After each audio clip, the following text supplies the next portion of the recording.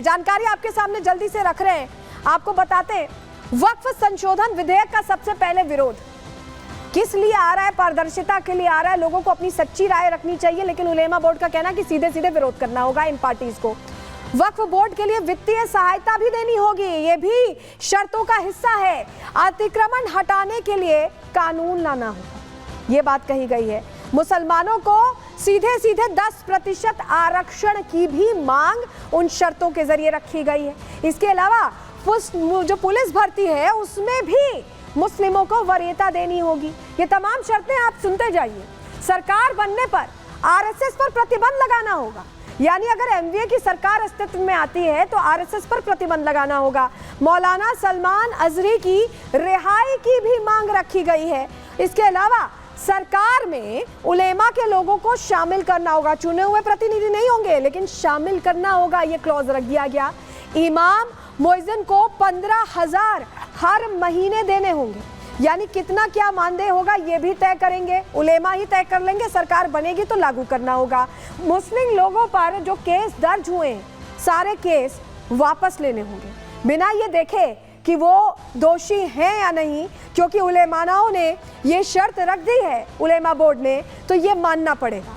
अब आप सोच रहे होंगे ऐसी मनमानी शर्तों के लिए रजामंदी क्यों दी जा रही है? रजामंदी दरअसल सिर्फ इसलिए दी जा रही है क्योंकि चुनाव है, वोट चाहिए, तो कैसे भी बस वोट मिलना चाहिए, इस पर ध्यान केंद्रित है एमवीए का।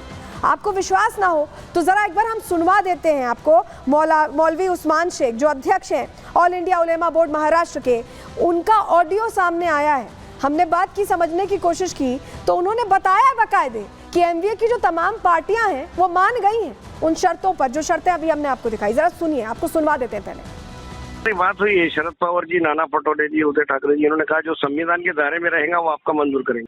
हमारी शरद पवार जी से मुलाकात हुई, जयंत पाटिल से हुई, उदय ठाकरे जी से हुई, तुम्हारे नाना पटोले जी से हुई। आपको कि जब हमारी सरकार बनेगी तो आपकी जो 17 मांगे हैं उसको हम पूरा करेंगे, ऐसा संविधान के दायरे में। अच्छा, जो संविधान के दायरे में बैठती है वो मांगनी मंजूर करेंगे आपकी, ऐसा उन्होंने हमको आश्वासन दिया है ऑल इंडिया उलेमा बोर्ड महाराष्ट्र को। रिजर्वेशन की मांग की है ना, स्ट्रक्चर कमेटी की रिपोर्ट के आधार रिजर्वेशन मांगा है हमने। अब किसी गुरु के बारे में, धर्म गुरु के बारे में बोलना मुनासिब नहीं है। ये सब जब बातें होती है और जब ये बात करने वाले लोग खुद स्टेट पे नजर आते हैं, मुख्यमंत्री शिंदे साहब के, तो लोगों में और नाराजगी बढ़ती है। हाँ, संविधान के दायरे में जो भी मांगनी होंगी आपके मंजूर करेंगे जब सरकार बनेगी। ऑल इंडिया उलेमा बोर्ड ने तो महाविकास आघाड़ी का पाठिंबा दिया है, लोकसभा में भी हमने उनके लिए काम किया है। तो सुना आपने, सीधे तरीके से बताया जा रहा है कि जो मांगे रखी गई हैं उनका समर्थन होगा और ऐसे में उनके लिए प्रचार करेंगे, यानी गिव एंड टेक का मामला चल रहा है। अपनी बात रख दी और चाहे वो गैर संवैधानिक भी हो उसका समर्थन करना होगा और तभी वोट मिलेगा और उसको लेकर प्रचार प्रसार करेंगे। इस पर प्रश्न अब अमित शाह ने, गृह मंत्री ने भी खड़े किए हैं। क्या कुछ उन्होंने कहा है, पहले आपको सुनवाते हैं। आज महाराष्ट्र में उलेमाए हिंद वालों ने उनको एक ज्ञापन दिया जिसमें कहा कि इस देश के माइनॉरिटी को, मुसलमानों को 10% आरक्षण दीजिए। हमारा संविधान धर्म के आधार पर आरक्षण को परमिशन नहीं देता है, मगर ये कांग्रेस पार्टी है, जेएम वाले अपनी वोट बैंक के लिए 10% आरक्षण वो मुसलमानों को देना चाहते। दलितों का, पिछड़ों का, आदिवासियों का आरक्षण खत्म कर कर एक कांग्रेस पार्टी मुसलमानों को देना चाहती है। चिंता हो रही ना, हो रही ना, मगर मत करिए। मैं बताता हूं, जब तक भारतीय जनता पार्टी की सरकार है, नरेंद्र मोदी जी है, राहुल गांधी, हम पिछड़ों के आरक्षण को हाथ नहीं लगाने देंगे, नहीं लगाने देंगे। तो सुना आपने, अमित शाह ने कहा कि जो पिछड़ों का आरक्षण है उसमें से आरक्षण देने की बात, आरक्षण के अंदर आरक्षण देने की बात कही गई है उलेमा बोर्ड की तरफ से और उस पर रजामंदी रखी जा रही है एमवीए की तरफ से।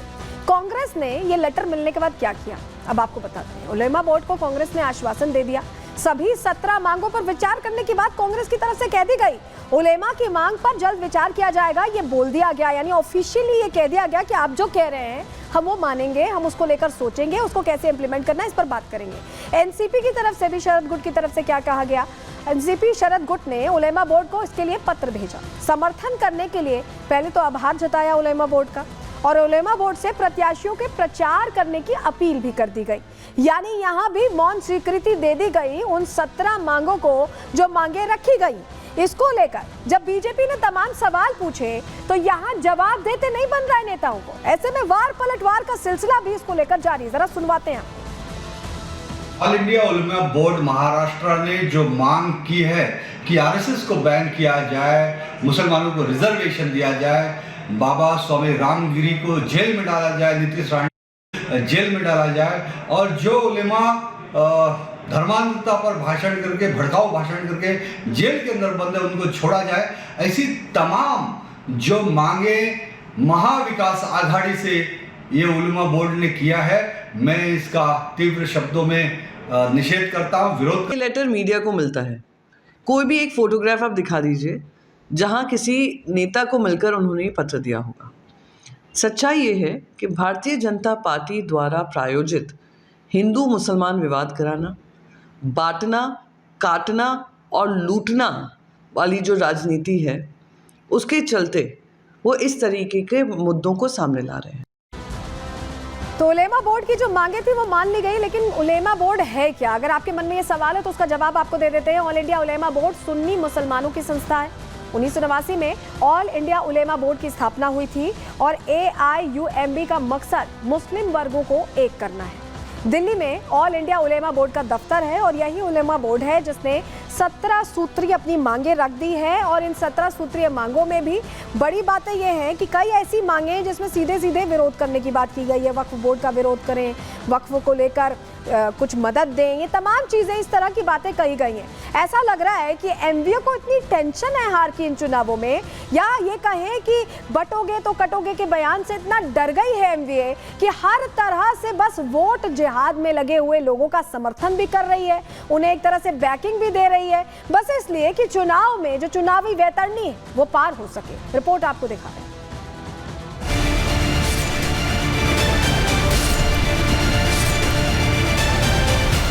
उलेमा का साथ, एमवीए का वोट जिहाद, वोटों की लूट, उलेमा को छूट, वोट का रण, एमवीए का तुष्टीकरण। महाराष्ट्र चुनाव की वोटिंग को कुछ दिन बचे हैं। वोटिंग से पहले मोदी विरोधियों को हार का डर सताने लगा है। यही वजह है कि विपक्षी पार्टियां पूरा जोर लगाने में कोई कमी नहीं छोड़ रही, चाहे उसके लिए तुष्टीकरण की राजनीति क्यों न करनी पड़े। दरअसल चुनाव में सियासी रणनीति के तहत उलेमा बोर्ड ने महाविकास आघाड़ी से 17 शर्तें रखी थी। इन शर्तों की बुनियाद पर मुस्लिम संगठन ने महाराष्ट्र की विधानसभा चुनाव में एमवीए को समर्थन देने का वादा किया। जैसे ही उलेमा बोर्ड ने अपनी शर्तें महाविकास आघाड़ी के सामने रखी, कांग्रेस ने बिना वक्त गवाए उलेमा बोर्ड को आश्वासन दे दिया। तो वहीं एनसीपी शरद गुट ने उलेमा के इस फरमान पर पत्र लिखकर धन्यवाद दिया। यानी सीधे तौर पर समझे तो महाराष्ट्र कांग्रेस का समर्थन मिल चुका है। एनसीपी शरद पवार गुट ने भी हरी झंडी दे दी है, लेकिन उद्धव गुट अभी भी मंझधार में फंसा है और इस पर हाँ करे या ना करे, क्योंकि शिवसेना की छवि हिंदूवादी को लेकर है। वहीं उलेमा बोर्ड की शर्तों और कांग्रेस शरद गुट के आश्वासन पर सियासत तेज हो गई है। मुस्लिम तुष्टीकरण के नाम पर इन मांगों पर हामी भरने वाली पार्टियों का मकसद भी समझा जा सकता है, लेकिन महज एक चुनाव और इस चुनाव में जीत के पैतरे के रूप में इन मांगों का समर्थन ना तो महाराष्ट्र के हित में हो सकता है, ना ही देश के हित में। Bureau report, Republic Bharat.